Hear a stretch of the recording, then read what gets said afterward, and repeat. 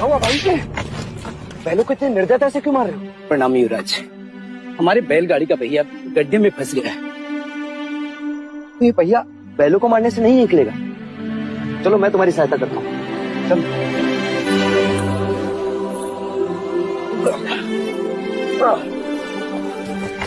रुक जाइए युवराज, ये आप क्या कर रहे हैं? सहायता।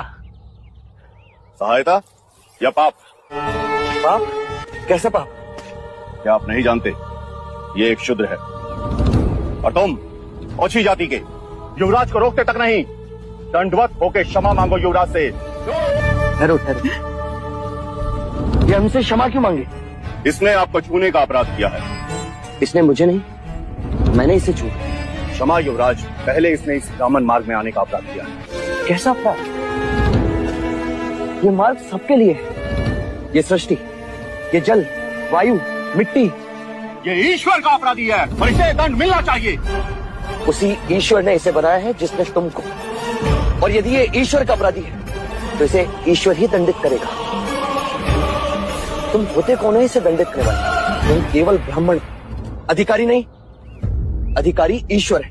मत युवराज, हम इस सृष्टि पर ईश्वर का प्रतीक हैं, इस धरती पर भगवान का रूप हैं। केवल हम वेदांती पूजा पाठ कर्म से पुण्य के अधिकारी हैं, पुण्य के। यदि ये सत्य है तो कर लेते हैं तुम में और इसमें तुलना। इस धरती पर भगवान का प्रतीक इस फंसे हुए पहिए को बिना हाथ लगाए निकाल सकते हो? आप हमारा अपमान कर रहे हैं युवराज। अपमान तो आप इस मनुष्य का कर रहे हैं। मत भूलिए युवराज, आप धर्म पर विवाद कर रहे हैं, धर्म पर। मैं मनुष्यता को बचा रहा हूँ विप्र। विवाद धर्म पर नहीं, धर्म के नाम पर उठ रही घृणा पर।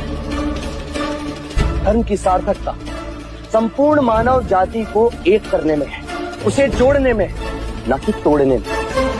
हम कहते हैं कि हम सब मनु की संतान हैं, ब्रह्मा के वंशज। क्या कभी आपने शंकर की जाति को पूछा? कभी आपने ब्रह्मा के गोत्र को पूछा? या कभी विष्णु के वर्ण को पूछा? जब हम एक मनु की संतान हैं, तो ये भी उतना ही ब्राह्मण है जितना कि तुम, और यदि नहीं तो तुम भी उतने ही शूद्र हो जितना कि ये।